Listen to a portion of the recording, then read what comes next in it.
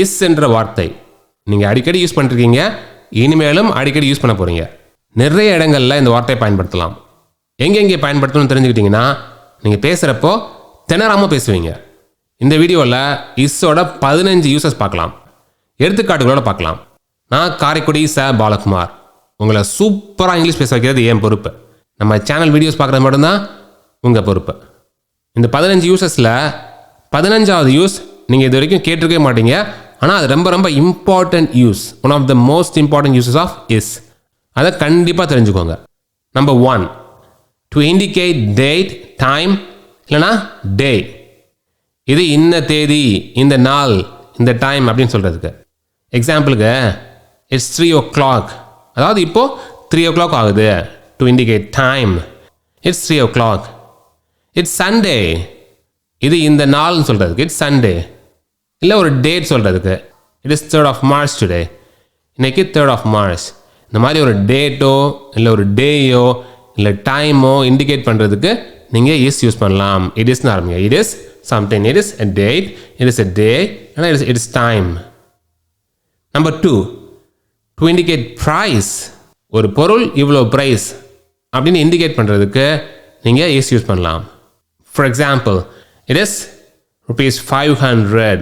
ஒரு பொருள் பார்க்குறீங்க, இது ₹500 அப்படின்னு சொல்கிறதுக்கு it is 500 rupees, it is ₹500. To indicate price you can use is, it is ₹500. Number 3, to indicate age. ஒருத்தருக்கு இவ்வளோ வயசாகுது அப்படின்னு இண்டிகேட் பண்ணுறதுக்கு இஸ் யூஸ் பண்ணலாம். அவருக்கு 30 வயசாகுது, அப்போது he is 30 years old. he is 30 years old. he is, அவருக்கு இவ்வளோ வயசு. he is, அவளுக்கு 30 வயசு. she is 30 years old. she is 30 years old. ஹீக்கும் ஷீக்கும் இந்த மாதிரி ஒருத்தருக்கு ஏஜ் சொல்கிறதுக்கு இஸ் போடலாம். he is, she is, எவ்வளோ ஏஜாக சொல்லிடுங்க அதை. Number 4, to indicate location. ஒரு பொருள் ஒரு இடத்துல இருக்குது அப்படின்னு சொல்கிறதுக்கு இஸ் பயன்படுத்தலாம். எடுத்துக்காட்டுக்கு, மேட்டுக்கு அடியில் சாவி இருக்குது. மேட்டுக்கு அடியில் சாவி இருக்குது. முதல்ல சாவி இருக்குன்னு சொல்லுவோம். த கீ இஸ் எங்கே? மேட்டுக்கு அடியில், under the mat. The keys under the mat. The keys under the mat. ஒரு பொருள் ஒரு இடத்துல இருக்குன்னு சொல்கிறதுக்கு இஸ் பயன்படுத்துங்க. The keys under the mat. Is வருதா? எது எங்கே இருக்குது? கீ மேட் கடியில் இருக்குது. The keys under the mat. Number 5, to indicate someone's profession. ஒருத்தர் இந்த வேலை பார்க்குறார் அப்படின்னு சொல்கிறதுக்கு இஸ் பயன்படுத்துங்க. எடுத்துக்காட்டுங்க, அவள் ஒரு டாக்டராக இருக்கா. She is a doctor.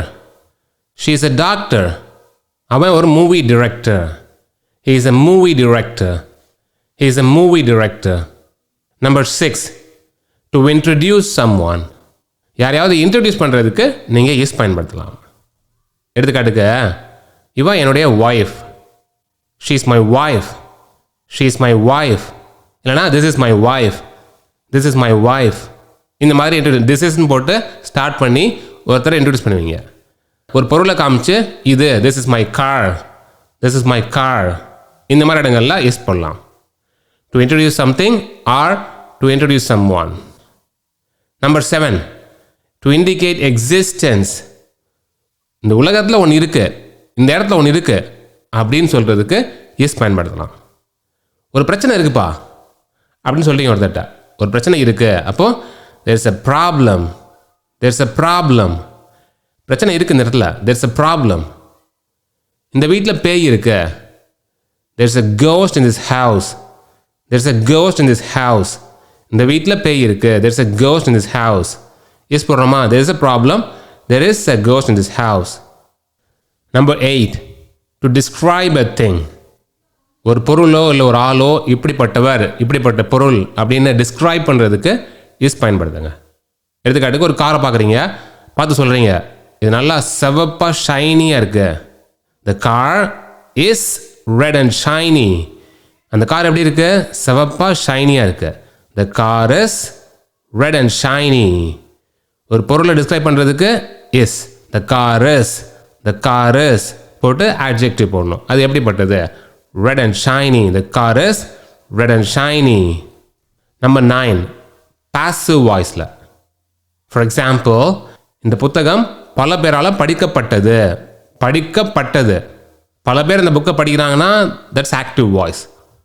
இந்த புத்தகம் பல பேரால் படிக்கப்பட்டது. பட்டதுன்னு வர்றப்போ அது வந்து பாசிவ் வாய்ஸ். இந்த இடத்துல புக்கு தான் படிக்கப்பட்டது. இப்போ த புக் இஸ் அந்த இடத்துல இஸ் வரும். த புக் இஸ் என்னாச்சு? படிக்கப்பட்டது. இப்போ ரீடுக்கு பாஸ்ட் டென்ஸும் READன்னு தான் போடுவோம். அதை சொல்கிறப்ப ரெட்னு சொல்லுவோம். V3 ஃபார்மும் READன்னு தான் போடுவோம். ஆனால் அது சொல்கிறப்ப ரெட்னு சொல்லுவோம். The book is read. யாரால? பல பேரால். By many people. The book is read by many people. Is read. இந்த இடத்துல பாசிவ் வாய்ஸில் புக்குன்னு வர்றதுனால புக்குக்கு இஸ் போடுறோம். The book is read by many people. Number 10, ongoing ஈவெண்ட்டை பற்றி பேசுகிறதுக்கு. இப்போ ஒரு விஷயம் நடந்துட்டு இருக்கு அப்படின்னு சொல்கிறதுக்கு இஸ்ஸிங் சொல்லுவோம். இஸ்ஸிங் ING போட்டு இஸ்ஸிங். அவன் அவனோட பாஸ் கிட்ட பேசிகிட்டு இருக்கான். இப்போ பேசிகிட்டு இருக்கான். அப்போது இஸ்ஸிங். Is talking. யார் பேசிகிட்டு இருக்கா? அவன். He is talking. யார் கூட? பாஸ் கூட. With his boss. He is talking with his boss. Is talking. Is போடுறோமா? ஹீன்றனால is. To talk about ongoing events, அதுக்கு வந்து இஸ் போடுறோம். He is talking. Number 11, in tag questions. For example, she is not coming சொல்கிறோம். அவள் வரல. She is not coming. இதுக்கு என்ன வரும்? டேக் கொஸ்டின் டேக் என்ன வரும்? Is she? She is not coming. Is she? அந்த ஆக்சுவல் சென்டென்ஸில் இஸ் வந்தது. She is not coming. Is not வந்ததுனால கொஸ்டின் டேக்கில் வெறும் இஸ் மட்டும் வருது. Is she? She is not coming. Is she? Number 12, emphasize பண்ணுறதுக்கு it is இல்லைனா this is போட்டு அதுக்கப்புறம் அந்த ஆக்சுவல் சென்டென்ஸை சொல்லுவோம். ஃபார் எக்ஸாம்பிள், நீ இந்த கல்யாணத்தை அட்டன் பண்ணுறது வந்து ரொம்ப ரொம்ப முக்கியம். இதை நார்மலாக சொல்லணும்னா you must attend the wedding இல்லைனா you have to attend the wedding. இதையே பயங்கரமாக எம்ஃபசைஸ் பண்ணி இது கண்டிப்பாக க்ரூஷியல், நீ அட்டன் பண்ணியே ஆகணும் அப்படின்னு சொல்கிறதுக்கு it is crucial that you attend the wedding. பாருங்க, இட் இஸ் க்ரூஷியல் ஆரம்பிக்கிறோம். இட் இஸ் க்ரூஷியல் போட்டு அதுக்கப்புறம் that போட்டு அதுக்கப்புறம் sentence you attend the wedding. It is crucial that you attend the wedding. Number 13, as a short answer. ஒரு கேள்வி கேட்குறாங்க is போட்டு, அந்த இஸ் கேள்விக்கு நீங்கள் ஆன்சர் பண்ணுறதுக்கு எஸ் இட் இஸ் இல்லைனா நோ இட் இஸ் நாட். அவ்வளோதான், ஈஸியாக ஆன்சர் பண்ணலாம். எடுத்துக்காட்டுக்கு, ஒருத்தர் கேட்குறார், இதான் சரியான அட்ரஸா? Is this a right address? ஆமாம், இதான் சரின்னு சொல்கிறதுக்கு yes this is the right அட்ரஸ்ன்னு சொல்லலாம்.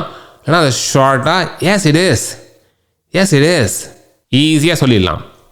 ப்ரெசன்ட் பெர்ஃபெக்டில் ஹேஸ் யூஸ் பண்ணுவோம். அதே மாதிரி இஸ்ஸும் கூட யூஸ் பண்ணலாம். அவள் அவளுடைய ஹோம்ஒர்க்கை முடிச்சிட்டா. இதை எப்படி சொல்லுவான்? She has completed her homework அப்படி சொல்லலாம்.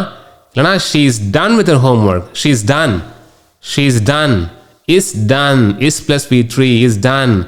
இந்த மாதிரி இடங்கள்லையும் இஸ் யூஸ் பண்ணலாம். ஒன்று she has completed her homework இல்லைனா she is done with her homework. Number 15, future விஷயங்களை பற்றி பேசுகிறதுக்கு. இது ஃப்யூச்சரா? ஃப்யூச்சர்னா வில் போடுவோம், ஷால் போடுவோம், ஏன் சம்டைம்ஸ் கோயிங் டு போடுவோம். இது என்னது புதுசாக இருக்குது? இஸ் போட்டு இஸ்ஸும் யூஸ் பண்ணலாம். எப்போ தெரியுமா இஸ் யூஸ் பண்ணுவோம்? ஒரு விஷயம் ஆல்ரெடி அரேஞ்ச்டு, கண்டிப்பாக நடக்க போகுது, ஃபிக்ஸட் டைமில், இந்த டைமில் ஒரு விஷயம் நடக்க போகுது அப்படின்னு தெரிகிற இடங்களில் யூஸ் பண்ணலாம். ஃபார் எக்ஸாம்பிள், இந்த மீட்டிங் 3 மணிக்கு தொடங்க இருக்கு. பாருங்கள், இன்னும் அந்த மீட்டிங் வந்து ஸ்டார்ட் ஆகலை, இனிமேல் தான் ஆரம்பிக்க போகுது. 3 மணிக்கு ஆரம்பிக்க போகுது. ஆல்ரெடி ஃபிக்ஸ்ட் ஆனால் 3 மணிக்கு ஆரம்பிக்க போகுது.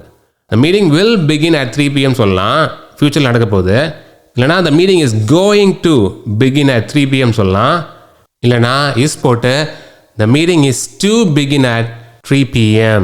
is to begin தொடங்க இருக்கிறது. the meeting is to begin at 3 PM. இப்போ உங்களுக்கு ஒரு கேள்வி, இன்னைக்கு என்ன நாள்?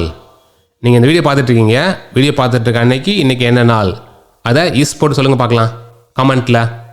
உங்கள் இங்கிலீஷ் எந்த லெவலில் இருந்தாலும் பக்கா லெவலுக்கு போகணுமா? அப்போது நம்முடைய பக்கா இங்கிலீஷ் கோர்ஸ் உங்களுக்கு பயங்கரமாக ஹெல்ப் பண்ணும். நம்முடைய பக்கா இங்கிலீஷ் கோர்ஸில் கிராமர் கற்றுக்குறோன்னே தெரியாமல் கிராமர் கற்றுக்குவீங்க. ரொம்ப ரொம்ப சிம்பிள் டெக்னிக்ஸ், ஷார்ட்கட்ஸ், நிறைய டிப்ஸ், எக்கச்சக்க ப்ராக்டிஸ், அது கூட ஈஸியாக இங்கிலீஷ் கற்றுக்குவீங்க. நம்முடைய பக்கா இங்கிலீஷ் கோர்ஸ் உங்களுடைய இங்கிலீஷை வேறு லெவலுக்கு, பக்கா லெவலுக்கு கொண்டு போகும். நம்முடைய பக்கா இங்கிலீஷ் கோர்ஸில் ஜாயின் பண்ணுறதுக்கு டிஸ்கிரிப்ஷனில் உள்ள லிங்க்கை கிளிக் பண்ணுங்கள், இல்லைனா பின்டு காமெண்ட் உள்ள லிங்க் கிளிக் பண்ணுங்கள், இல்லைனா இந்த நம்பருக்கு காண்டாக்ட் பண்ணுங்கள் வாட்ஸ்அப்பில்.